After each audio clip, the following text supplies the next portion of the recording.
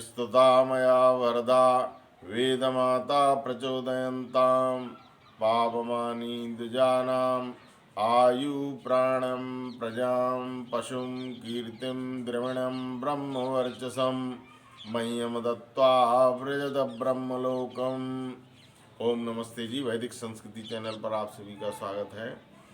आर्य समाज के नियमों की चर्चा चल रही थी। उस विषय को आगे बढ़ाने से पहले महर्षि दयानंद सरस्वती से संबंधित एक भजन लेंगे। बीहड़ बन में विचर रहा था सच्चे शिव का मतवाला, छोड़ दिया था टंकारा। बीहड़ बन में विचर रहा था सच्चे शिव का मतवाला, छोड़ दिया था टंकारा। सुनी जमाने ने ना उसकी क्या थी करुण कहानी, जानबूझ कर हम लोगों ने बात न ऋषि की मानी। कांच पीस कर दूध में डाला, ऊपर जहर पिला डाला। कांच पीस कर दूध में डाला, ऊपर जहर पिला डाला। फिर भी खिला हुआ था चेहरा, जरा नहीं मुरझाया। ईश्वर इच्छा पूर्ण होवे, तू ही मेरा प्रीतम प्यारा। छोड़ दिया था टंकारा।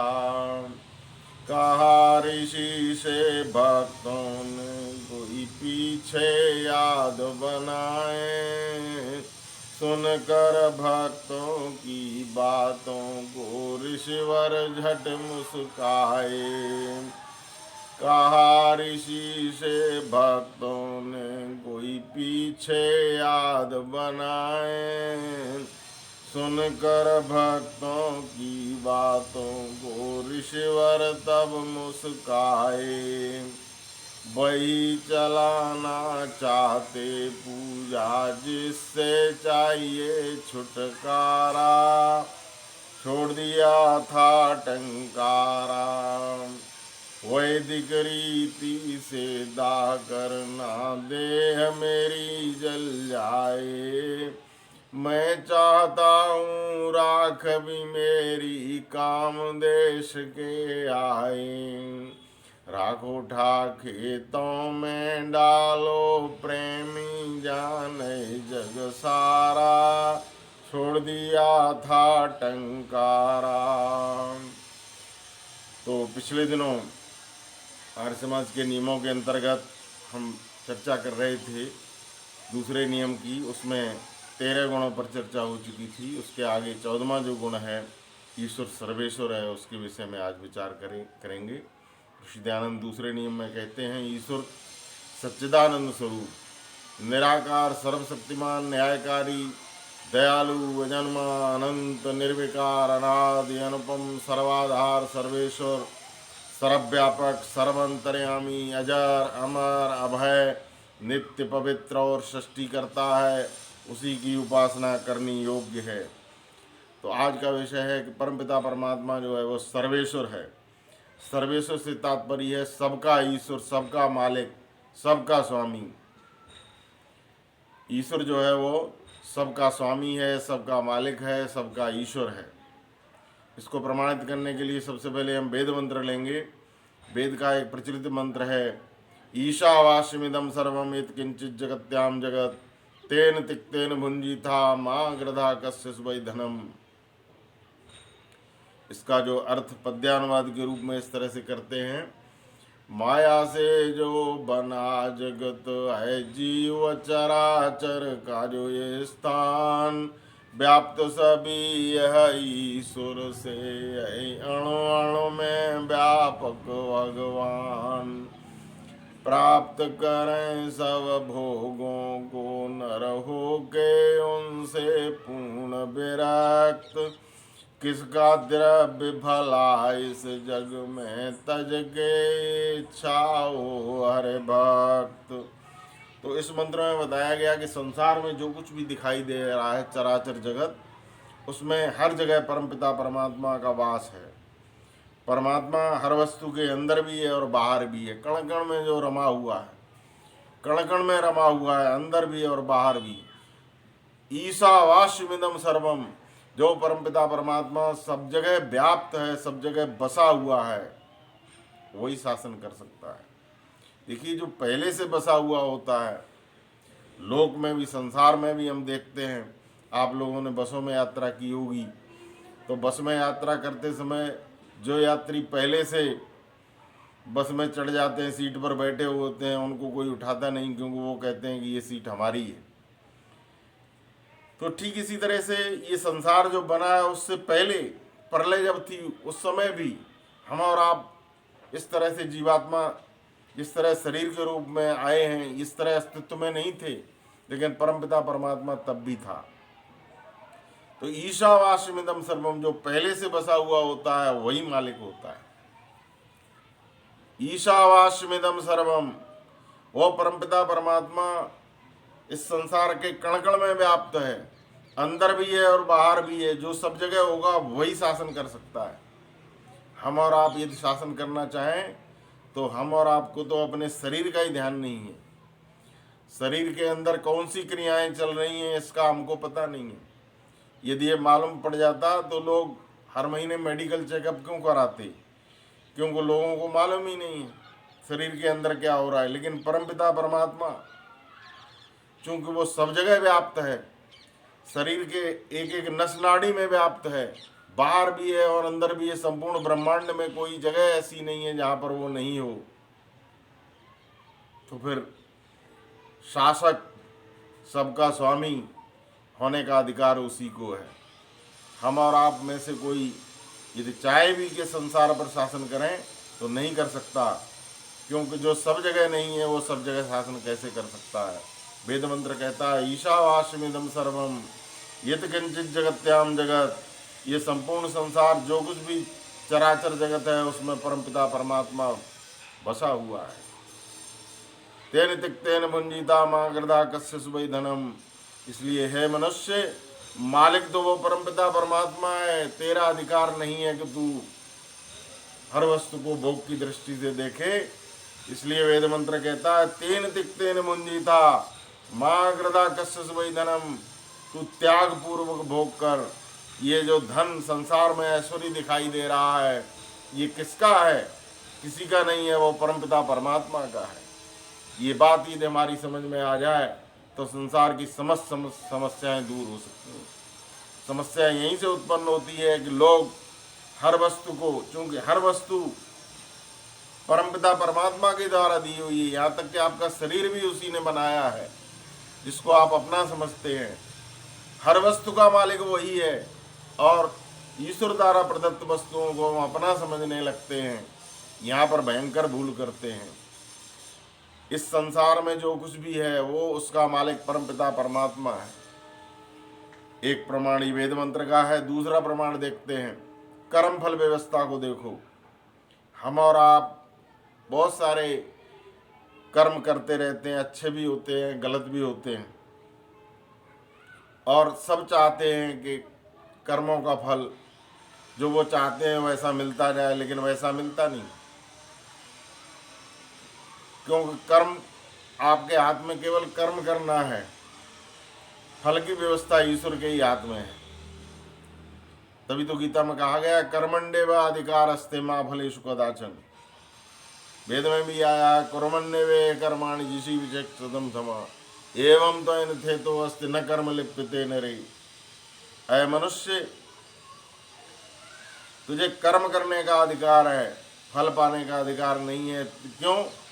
क्योंकि मनुष्य को अपने कर्मों का ही पता नहीं है।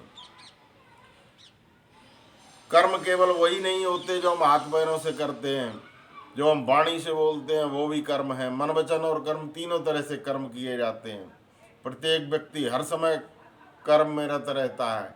आप मन में क्या सोच रहे हैं, क्या करने जा रहे हैं, कुछ भी करने से पहले विचार मन में आता है, वाणी में आता है, उसके बाद वो शरीर से क्रिया की जाती है।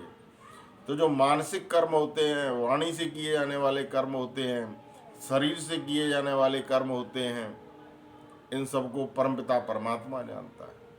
आपके किए जाने वाले जो कर्म हैं, मानसिक कर्म हैं, उनको कोई भी वकील, कोई भी जज उनको पकड़ नहीं सकता, लेकिन परमपिता परमात्मा कण कण में रमा प्रभु देख रहा, चाहे पुण्य करो चाहे पाप करो, कण कण में रमा प्रभु देख रहा।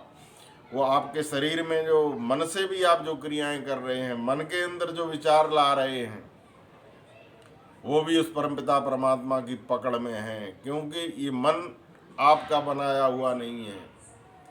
मन 5 ज्ञानेंद्रियां, 5 कर्मेंद्रियां, 5 सूक्ष्म भूत, स्थूल भूत, समस्त सृष्टि की रचना उस परमपिता परमात्मा ने की है, तो मालिक तो वही है। यदि मनुष्य मालिक होता तो कर्मों का फल अपने अनुसार लेता। कोई भी व्यक्ति फिर गरीब परिवार में पैदा नहीं होता, सभी व्यक्ति संपन्न जगह जाना चाहते, क्योंकि मृत्यु के पश्चात जो कर्म का लेखा जोखा हो परमपिता परमात्मा के हाथ में है। जैसे हमारे कर्म होते हैं उसी के अनुसार जाति, आयु और भोग मिलते हैं। किसी को पेड़ पौधों में भेज दिया, किसी को पशु पक्षियों में भेज दिया, किसी को जलचर बना दिया, किसी को थलचर बना दिया, किसी को नभचर बना दिया, और जिनके थोड़े अच्छे कर्म होते हैं उनको मनुष्य योनि मिलती है। मनुष्य योनियों में भी जिसके आपूर्त कर्म नहीं होते वो दुख पाते हैं। जो पुण्य कर्म करके आते हैं उसी के अनुसार मनुष्य योनि में उनको सुख मिलता है। तो ये जो कर्म का संपूर्ण लेखा जोखा, कर्म फल व्यवस्था हमारे आपके किसी के हाथ में नहीं है, ईश्वर के हाथ में है। हम और आपको तो अभी 4 दिन पहले आपने शाम के समय कौन सी सब्जी या दाल खाई थी उसका ही पता नहीं है। 1 महीने पहले शाम के समय आप कहाँ थे, क्या कर रहे थे, आपको कुछ भी पता नहीं है। लेकिन परमपिता परमात्मा न केवल इस जन्म के बल्कि जन्म जन्मांतर के कर्मों को जानता है। ये हमारी यात्रा केवल इसी जन्म की नहीं है, जीव यात्रा और जीवन यात्रा निरंतर चल रही है, और जब तक मुक्ति नहीं होती है सृष्टि की यात्रा हमारी चलती रहती है। तो पिछली इतनी लंबी यात्रा, उसके जन्म जन्मांतर के कर्म, उनका लेखा जोखा, उन सबको जानने वाला परमपिता परमात्मा है। क्योंकि ईश्वर न्यायकारी है, इसलिए न्याय व्यवस्था के अनुसार विभिन्न योनियों में हम सबको भेजता है। तो जो कर्म फल व्यवस्था है उसके अनुसार कर्म पाने का, फल पाने का हमको अधिकार नहीं है। आप संसार में देख लीजिए, बहुत से लोग जो कर्म करते हैं, अच्छे अच्छे कर्म करते हैं, फिर भी उनको उस दिशा में फल नहीं मिलता, और बहुत से लोग बुरे कर्म करते हुए आपको संसार में सुखी दिख जाएंगे। तो ये सब कर्म फल व्यवस्था है पिछले जन्मों की, इस जन्म की, इसको हम और आप नहीं समझ सकते, जटिल व्यवस्था है। परमपिता परमात्मा इस व्यवस्था को जानता है।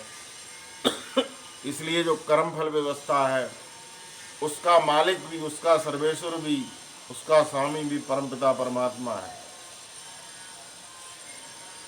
जिस समय शरीर छूटता है,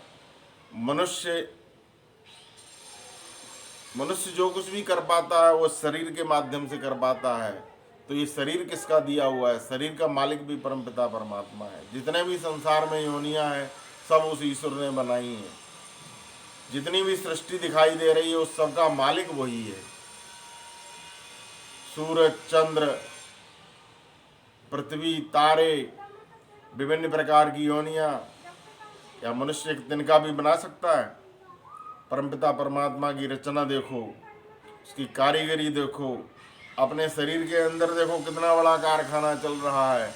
आप तो भोजन करके सो जाते हैं, किस तरीके से वो भोजन आपके विभिन्न नसनाड़ियों में जा करके और आपके शरीर को पुष्टि देता है। ये सब व्यवस्था कौन कर रहा है? कण कण में व्याप्त वो परमपिता परमात्मा कर रहा है, क्योंकि उसने आपको जन्म दिया है, वही मालिक है। संसार में जितने भी जीव जंतु हैं, हजारों लाखों की संख्या में, चाहे वे मनुष्य हों या विभिन्न योनियों में हों, सबके भोजन की व्यवस्था उसने कर रखी है, और ऐसी व्यवस्था कर रखी है कि कितने भी जीव जंतु जिनको वो जन्म देता है उनके लिए भोजन की व्यवस्था भी परमपिता परमात्मा ने कर रखी है। पुरुषार्थ हमको आपको करना है। तो इससे सिद्ध होता है कि परमपिता परमात्मा जो है वो सृष्टि का मालिक है। विभिन्न प्रकार के शरीरों का निर्माण हम और आप नहीं कर सकते। ईश्वर के जो रीति नियम हैं उनसे क्या पता चलता है कि मालिक वही है। कोई भी व्यक्ति जो पैदा हुआ है वो अमर रहना चाहता, कभी कोई मरना नहीं चाहता, फिर भी मृत्यु को प्राप्त होते हैं, क्योंकि जन्म और मृत्यु आपके हाथ में नहीं है। परमपिता परमात्मा ने सृष्टि के रीति नियम बनाए हुए हैं। रीति नियम का अर्थ है वो नियम अटल हैं, उनको कोई व्यक्ति, कोई वैज्ञानिक बदल नहीं सकता। इसलिए जो पैदा हुआ है उसकी मृत्यु अवश्यंभावी है, और जो मरता है उसका जन्म भी अवश्य होता है। जिस तरह की जन्म की घटना है, याद रखिए मृत्यु की घटना भी उसी तरह से है। जिस तरह से एक दिन है, सायंकाल शाम हुई, पीछे रात आनी है, सुबह हुआ, दिन आना है, ठीक इसी तरह से जन्म हुआ, जन्म के पश्चात मृत्यु हुई, मृत्यु और मृत्यु के पश्चात पुनः जन्म होना है। ये प्रक्रिया उसी तरह से दिन और रात की तरह तब तक चलती रहती है जब तक मुक्ति नहीं होती। तो जन्म और मृत्यु का जो अटल नियम है, ऋत नियम है, इसको कोई भी व्यक्ति इसको बदल नहीं सकता। इस व्यवस्था का मालिक भी परमपिता परमात्मा है। संसार में जितनी भी वस्तुएं हैं सब नियमों में बंधी हुई हैं। हर चीज बंधी है नियमों में। किसने ये नियम बनाए हैं? जो नियम है, जिनकी खोज निरंतर वैज्ञानिक लोग करते हैं। वैज्ञानिक लोग कितने भी बड़े वैज्ञानिक हों, ईश्वर को नहीं मानते होंगे, लेकिन परमपिता परमात्मा के नियमों में उनकी आस्था है।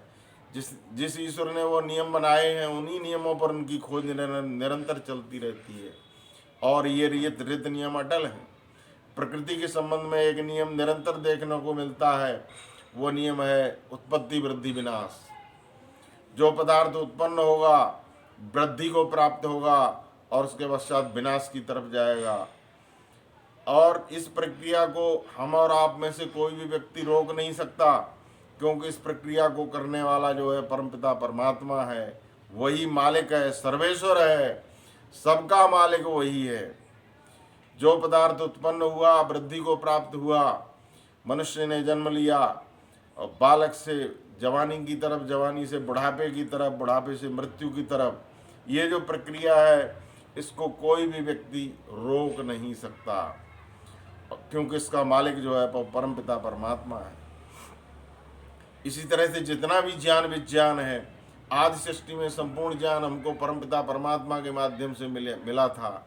उस ज्ञान विज्ञान का मालिक भी परमपिता परमात्मा। ईश्वर ने जिस तरह से सृष्टि बनाई, सृष्टि के कुछ नियम बनाए। जिस तरह से हम और आप कोई गाड़ी खरीदने जाते हैं तो उस गाड़ी का एक नियमावली होती है, और उसके अनुसार वो जो गाड़ी बेचने वाला विक्रेता होता है एक बुकलेट देता है, एक नियमावली देता है कि इसके अनुसार इस गाड़ी को चलाना है। ठीक परमपिता परमात्मा ने जब जब सृष्टि होती है और जब जब सृष्टि का निर्माण होता है, उस समय वेद ऋषियों के माध्यम से हम सबको प्रदान करता है। वेद में वही नियम है जो सृष्टि विद्या में है। सृष्टि में जिन जिन नियमों की, जिन जिन वस्तुओं की हमको आवश्यकता है, हमको कैसा व्यवहार करना है, संपूर्ण वेद में वर्णित है। तो इस वेद विद्या का देने वाला, इसका मालिक आदि सृष्टि में परमपिता परमात्मा ही है। उसी के द्वारा ये वेद ज्ञान हमको आदि सृष्टि में ऋषियों के द्वारा मिला है। हर जगह उसकी कारीगरी दिख रही है। पत्ते पत्ते पर कतरन न्यारी, तेरे हाथ कतरनी कहीं नहीं। दे भोजन कीड़ी कुंजर को, तेरे चढ़े भंडारे कहीं नहीं। बरसे जब जल जंगल भर दे, आकाश में सागर कहीं नहीं। तो ईश्वर के नियम अटल हैं। मनुष्य एक तिनका भी नहीं बना सकता। और ईश्वर की रचना देखिए, अपने शरीर की रचना देखिए, विभिन्न जीव जंतुओं के शरीरों की रचना देखिए। ईश्वर हम सबका मालिक है। इसका प्रमाण एक और भी है कि हम सभी लोग प्रतिदिन प्रार्थना किया करते हैं। प्रार्थना कौन करता है? जो अधूरा होता है, जिसको कुछ चाहिए। वेद मंत्र में प्रार्थना आती है, ओम तेजो वसि तेजोमय देहि, परमपिता परमात्मा तेजस्वी है, हमको तेज प्रदान करो। क्योंकि उसने सूर्य चंद्रमा जैसे चमकते हुए पदार्थ उत्पन्न किए कि ये चमकते सूरज से पदार्थ पर चमक निराली कहीं नहीं। सन्मुख जिसके रविन चमकता, नहीं चमकते तारे चांद। उस ईश्वर के आगे, उस ईश्वर के तेज के आगे सूरज भी नहीं चमक सकता, इतना तेजस्वी है। इसलिए हम वेद मंत्र में कहते हैं तेजो असि तेजोमय देहि, वो आप तेजस्वी हो, हमको तेज दीजिए। वीर्यमसि वीर्यमय देहि, आप वीर्यवान पराक्रमी हो, हमको पराक्रम दीजिए। बलमसि बलमय देहि, संसार में जितना भी बल है वो आपका दिया हुआ है, हम सबको बल प्रदान कीजिए। ओजो वसे ओजोमय देहि, परमपिता परमात्मा आप ओजस्वी हैं, हमको ओज दीजिए। तो इस तरह से विभिन्न प्रार्थनाएं जो हम क्यों किया करते हैं? प्रार्थनाएं इसलिए करते हैं कि जीव जो है वो अल्पज्य है, अल्प शक्ति सामर्थ्य वाला है, उसको शक्ति चाहिए, उसको सामर्थ्य चाहिए, उसको ज्ञान चाहिए, उसको जो कुछ भी चाहिए वो परमपिता परमात्मा की शरण में है। इसलिए ऋषि दयानंद कहते हैं ईश्वर सर्वेश्वर है, ईश्वर सबका मालिक है, ईश्वर सबका स्वामी है। तो अंत में वो आर्य समाज के दूसरे नियम के अंतर्गत कहते हैं इसीलिए उसी की उपासना करनी योग्य है। आइए हम ऋषि दयानंद द्वारा वर्णित आर्य समाज के दूसरे नियम में जो ईश्वर के गुण वर्णित हैं उनको अच्छी तरह समझ करके ईश्वर के प्रति श्रद्धा उत्पन्न करें और उसकी उपासना के माध्यम से अपने को भी ईश्वर की तरह गुणवान बनाएं। इन्हीं शब्दों के साथ मैं अपनी वाणी को विराम देता हूँ। ओम शम।